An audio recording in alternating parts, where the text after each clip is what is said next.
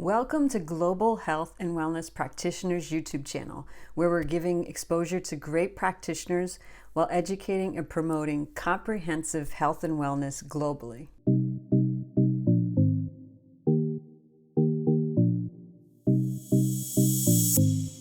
Today we're going to be speaking to Dr. Jason William O'Mara. Bill is a soul psychologist. He blends ancient wisdom, modern science, and practical spirituality. Bill is going to be talking about why we need personal, psychological, and spiritual resilience. So welcome, Bill, to my show. I'm so glad you're here to share all your wisdom and experience with us. Well, thank you. It's wonderful to be on the show here, Stephanie. Thanks for inviting me. I want to invite people to take a breath and tune into how are you today? You know, it's obviously a time of transformation and change and pandemic, and it's just good to tune in for a second, because that's part of what resilience is about, is taking that time out to tune in. And I love the meta prayer, so I'm going to say it as a way of kind of doing an invocation and starting us off today.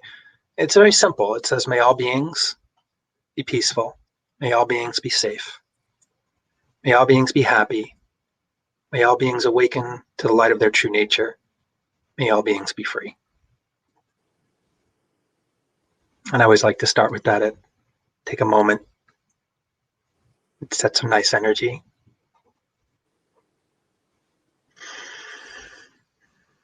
And take a breath in and out, centering into your body, out of the mind's preferences and what it's bothered by and all the world noise, and just give yourself a peace break.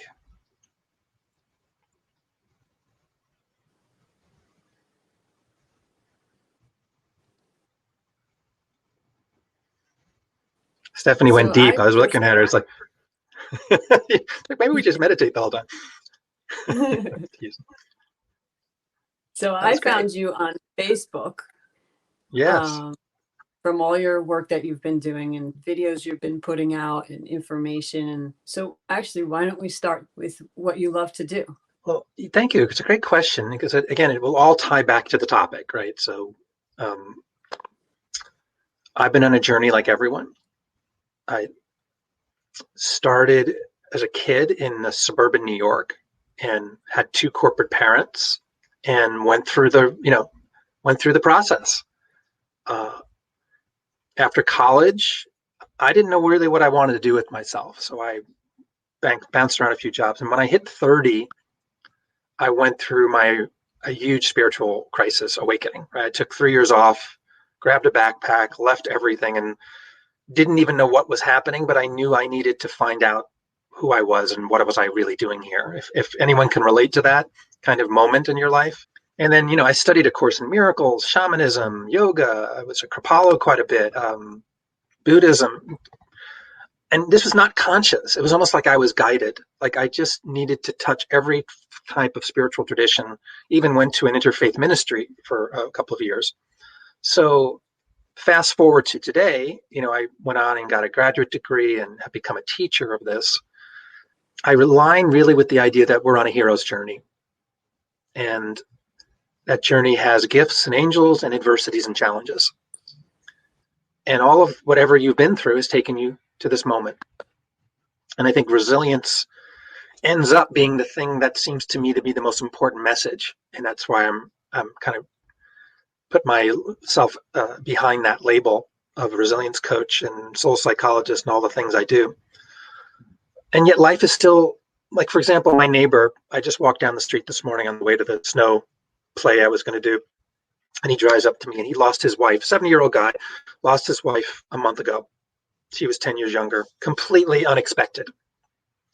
And I looked at his face, and this is a guy who was very confident, aligned, faith-filled guy.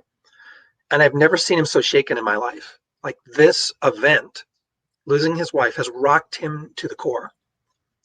And I just started to tear up. I just almost didn't have words. I just prayed for him and said, I'm so sorry, But I think everyone has those experiences. They lose somebody, or the pandemic has lost 400 and something thousand people that we don't even completely fully embrace all the time. So what resilience means is the ability to bounce back, to endure, and to reset through the challenges of life. It's not saying they don't exist. It's saying, how do we set our life up in a way that we know there's going to be ups and downs? How do I stay in balance? In fact, I wrote a book. One of my favorite books is called Walk in Balance. It's a bit of an indigenous term, which speaks about how to walk through life, Resilience also comes traditionally from more of an engineering background. It talks about a system's ability to return. If you're, let's say, the Red Cross in New Orleans, which is a very high risk zone because it's under seawater, it gets hit with hurricanes, all that kind of thing, constantly under turmoil. The Red Cross then and the people there who are doing planning think about, all right, it's not a matter of if, but when. Something else is going to happen. How do we recover from the next hurricane? How many blankets? How much water? That kind of preparedness is a big part of towns, countries, states, and regions. And today we're going to talk about how do you do that on a personal level, right? Personal, psychological, spiritual resilience. What does that mean? And how can you do it? And what is the benefits of it? So we'll get to all of that. But I just wanted to give you that kind of initial introduction of my journey and what it means and things to think about. I'll also add this last little piece that I love that the word resilience means to re-silence. Re-silence, right? If you meditate on more than what I can say, if you meditate on that, you'll start to learn for yourself what resilience means, right? And what it can do. And the purpose of the resiliency is so that we could live our lives to the fullest and bring forward who we are. Yes, it's one way that I describe it in one of my many places I serve, as I work at a college in Florida where we teach resilience and leadership work. And we define it as being your energy best. Resilient is being your energy best, which then opens up the conversation. But what does that mean? What is energy, and how do you be your energy best? And that's where we want you to start, with a degree of curiosity. Like, okay, what is that? What does it mean? And what do I do? And perhaps the best way to start that journey is to look at it on a scale from 1 to 10. If you're a parent or a leader, or you serve anybody, a job or clients or anything like that, you're expending a lot of energy each day. How do you renew? How do you refresh? How do you reset?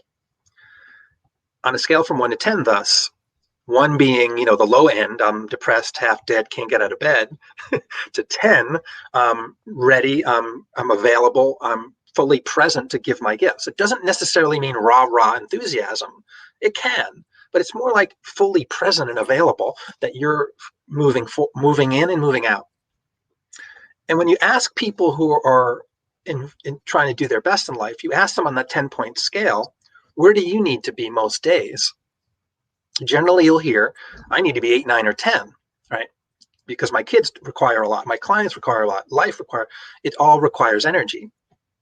And I think that's a great place for everyone who's listening here in the audience to ask yourself that same question. Where are you in that 10-point scale currently, and where do you need to be? And that gap, and you might say, well, I'm a 3, but I need to be a 9, is a point of focus. You go, okay, that's a compelling story to, like, okay, I need to make a shift and learn how I can energy lift, energy refresh, be resilient. I will also add that we obviously live in a culture where the water quality isn't what it once was, the air quality, the food nutrients aren't what they used to be. We've got cell towers, EMF rays from computers. So there's a lot of bombarding us that is draining us. The political conversations, the weird stuff that goes on in the internet where people are fighting and bickering. There's a whole collective culture right now that is in turmoil and shift. And I think any one of us who's sensitive, empathic, or just human feels that, and it's a lot, right? I personally believe the pandemic is the universe's wise way of saying, humans, time out.